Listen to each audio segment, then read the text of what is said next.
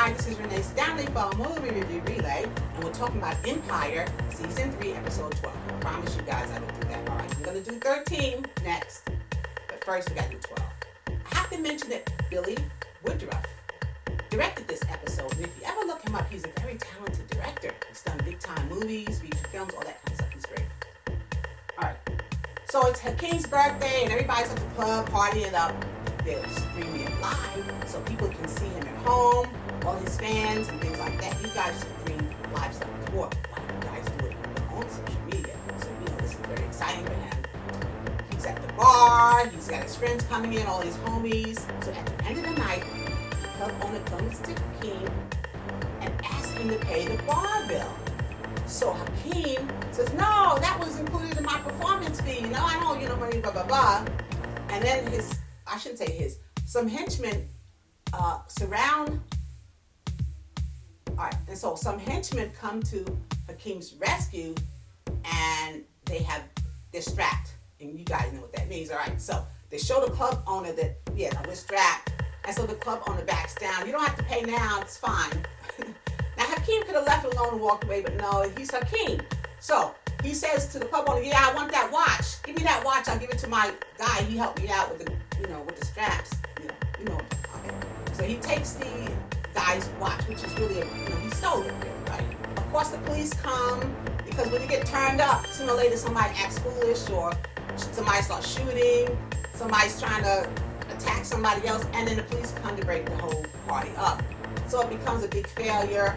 Everybody in Empire is upset with him because they figure it soils their reputation, and everyone knows Empire doesn't have much of a good reputation to begin with.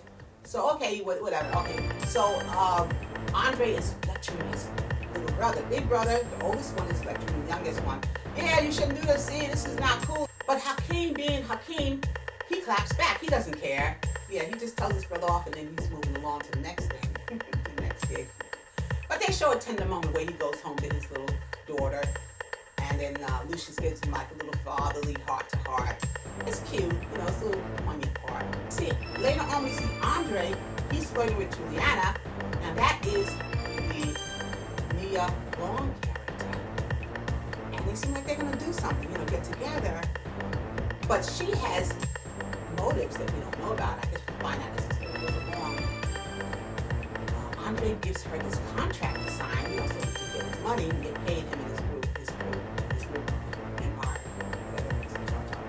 So Andre gives Guiliana the contract to sign so they can get paid and get into this money, because that's the whole reason why he's dealing with her, allegedly, right? But if he has to put out a little bit, he's willing to do that too. Because he figures all work together, I guess. All right, so Nina takes the contract. Guiliana takes the contract, and she says, I'll get back to you. I gotta let my guys look it over. So Andre didn't close the deal. He thought he was gonna close the deal. He didn't close the deal. Okay, it's all right. He still has time. In another scene, Derek comes to see Jamal. Jamal's with his other boyfriend, Philip.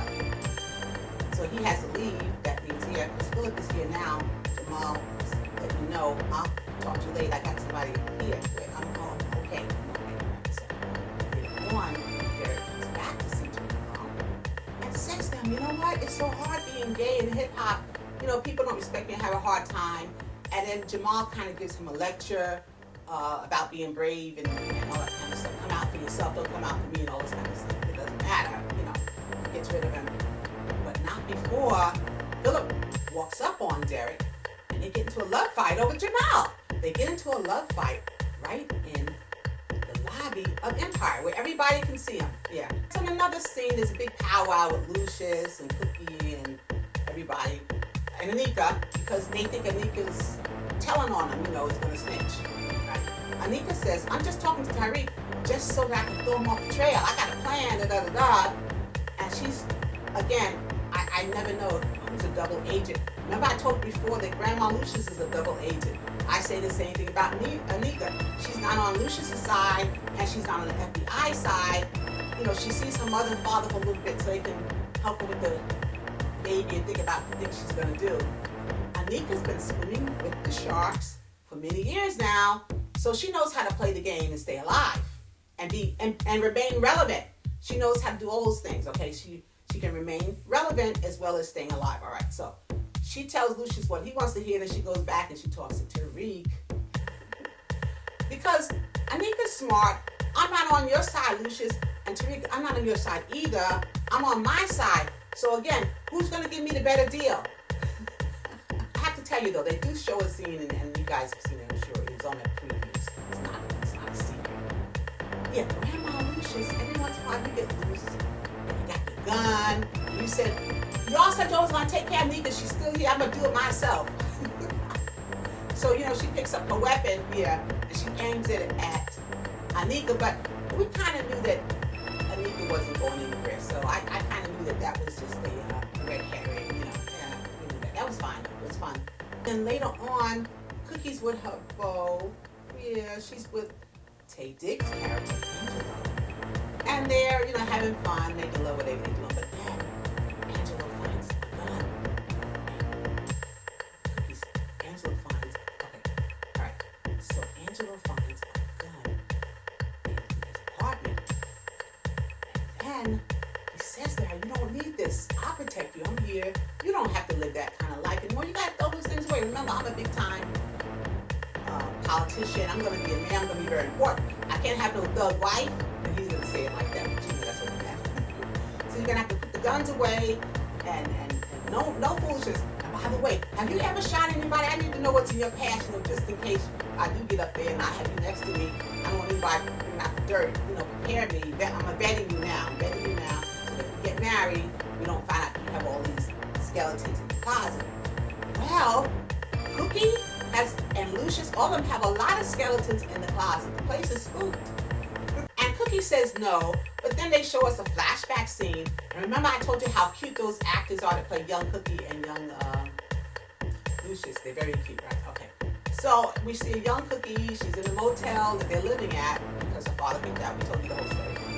All right, so now here comes a guy walking in the hotel room, and Cookie's afraid, and Lucious leaves the gun, of course, he's strapped, just in case somebody comes in.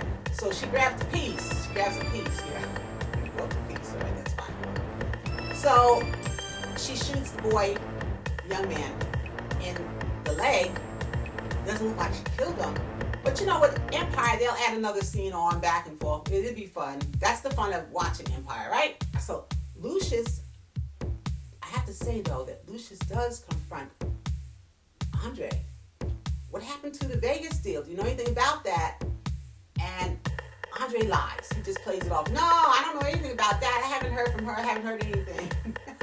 That's a crazy boy. So we'll see what happens tonight. You gotta watch, and I'll report it later. Okay? Until we meet